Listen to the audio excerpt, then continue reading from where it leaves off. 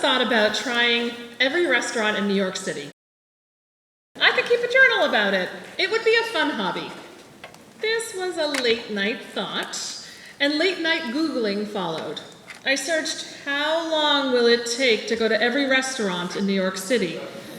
And of course, someone had already done the calculations. If one eats 3 meals a day, each at a new restaurant, it would take 22.7 years to accomplish eating at every restaurant in New York City, assuming that each restaurant was to stay open and no new ones opened any time in those 22.7 years or beyond. This is not a sermon about food, nor is it a sermon about the calculus of trying out each restaurant, but it is a sermon about time, choice, and living a life of meaning. We are not able to make infinite choices.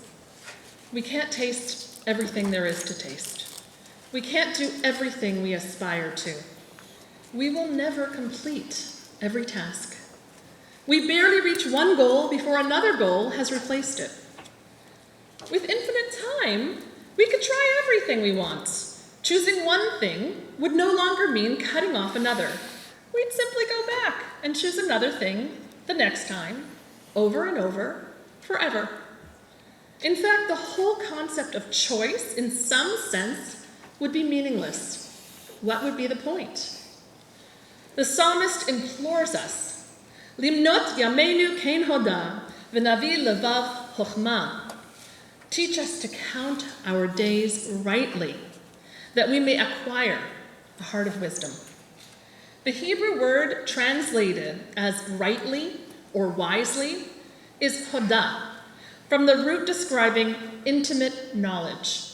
So in a sense, the verse could be translated as, teach us to count our days knowingly, that we may acquire a heart of wisdom. We need to know our days, to accept that we will only have so many of them, to accept that our lives are bound by limitations. We do not control how much time we have. We do not determine the circumstances into which we are born. We cannot decide which abilities and capacities each one of us is given.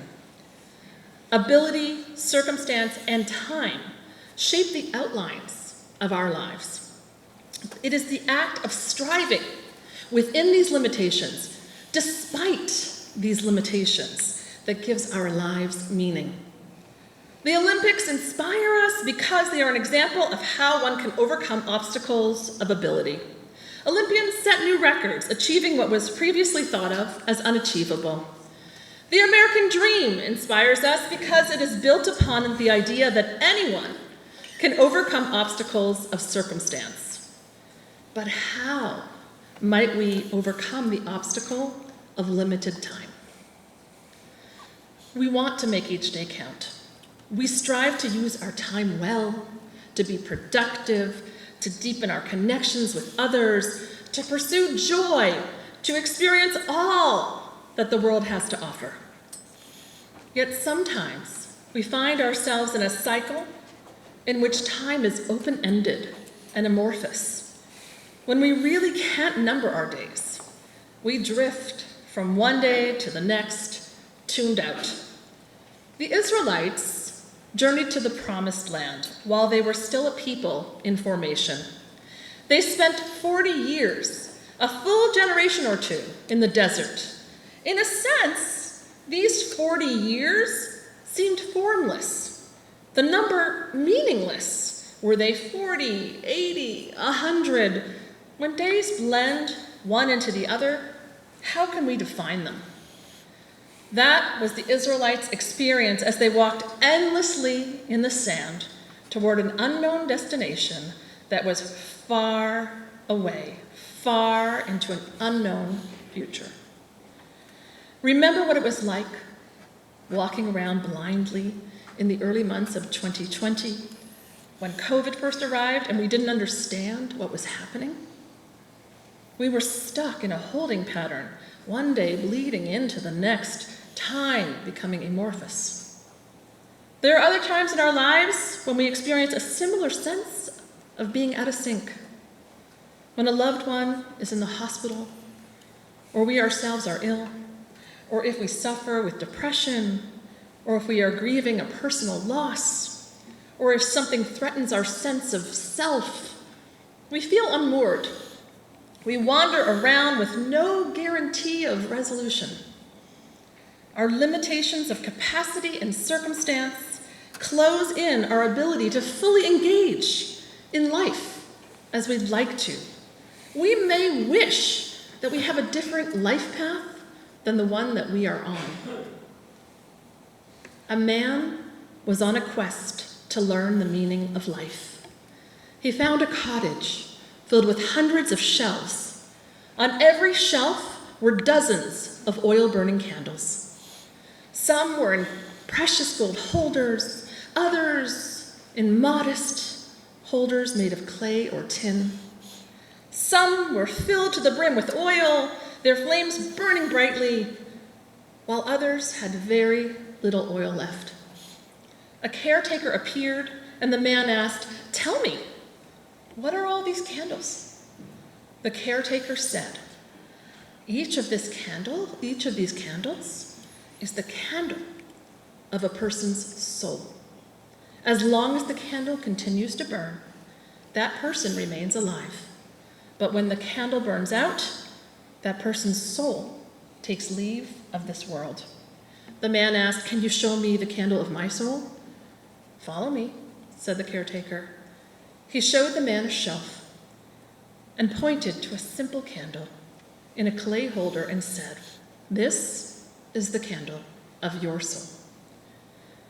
The man looked at the flickering candle and felt the blood drain from his face with fright. The oil was almost burned out. Could he be at the end of his life without realizing it? But then he noticed the candle next to his own was in an almost identical clay holder, yet that one was full of oil.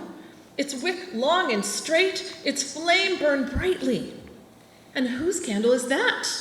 asked the man. The caretaker responded, "I can only reveal each person's candle to that individual." And then he turned and left. The man stood there quaking. He looked at his own candle and saw that there were only a few drops of oil left. And then he looked again to the candle next to his own, so full of oil, and a terrible thought entered his mind. He stepped back and searched for the caretaker in every corner of the cottage, but he didn't see him anywhere. Then he picked up the candle next to his own and tilted it to pour some of its oil into his own candle. At that instant, the caretaker appeared out of nowhere and gripped his arm, hurting him, and said, "Is this how you intend to use your fleeting time?" The man closed his eyes, then opened them, but the caretaker was gone, and the cottage and the candles had all disappeared. He found himself standing alone in the forest and heard the trees whispering his fate. Who among us can't relate to this story? Who among us hasn't wanted to switch places with someone at one time or another? But we cannot steal someone else's life. We cannot steal time. We only have the days we are given. None of them, not a one of them, guaranteed. We may be mired in unhappiness or unfair, unjust circumstances, but all we have is our own one life. How can we make the most of whatever time is given us? The act of doing teshuvah engages us in measuring our days. We take this time over Rosh Hashanah and Yom Kippur, this fixed time of 10 days, to take an accounting of our souls. We do not have forever, but we have now, this moment to seek our truths. Each day is a capsule of time that we will fill with a portion of our lives. Each choice, large and small, is a measure of our being. Every moment is an opportunity to be in alignment with our deepest values. Yet getting off track is inevitable.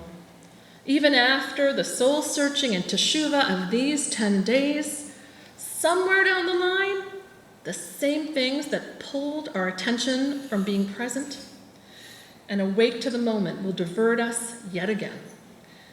We will drift once more from one day to the next, lost and unmoored. So how do we find our way back?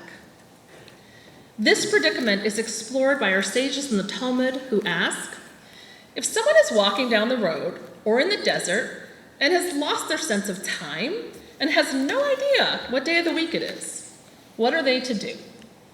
The sages say, just begin counting time again. Just start.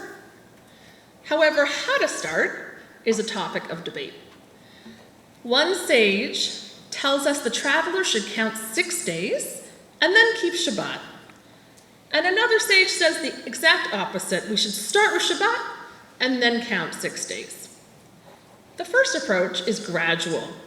One re-enters gently, moving through one day and then the next until Shabbat. Even though we may feel uncertain, we can have a sense of hope as we make our way one small step at a time, looking forward to a better day ahead. The second approach is the opposite. We start counting by making Shabbat, gathering with our spiritual community, enjoying food, cultivating gratitude. What is at the heart of this dispute? The rabbis emphasize the importance of starting to count time again and waking up to the possibility that each day holds. To count time is essential to making our time count. We construct many ways of counting time. We visualize a watch or a calendar or a timeline. Yet time is actually a part of us.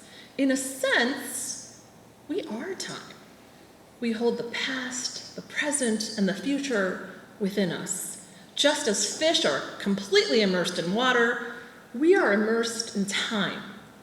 We hold time in our bodies, our memories, and our perceptions.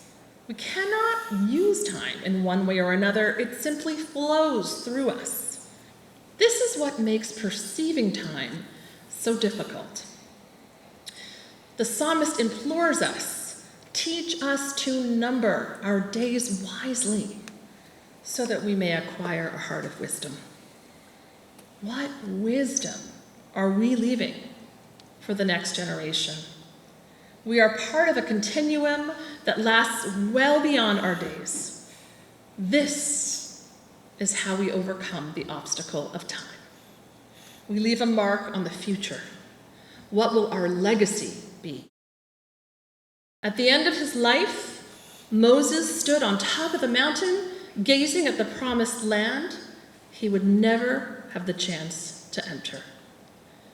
Many read this and feel a deep sense of sadness for Moses, that he didn't get to fulfill the mission of his life. And yet, focusing on the end misses the point. The journey is what gives our lives meaning. The small moments each day, how we embrace our loved ones, how we engage in deep conversation, how we enjoy works of art, how we dance with joy or cry tears for injustice, how we fight for a better world. All these moments comprise the path on which we walk. The shofar echoes from the ancient past, imploring us to wake up to our lives. May we not miss out on 1 second of sweetness, tasting the apple dipped in honey. May we rise to meet this moment. Shana Tova.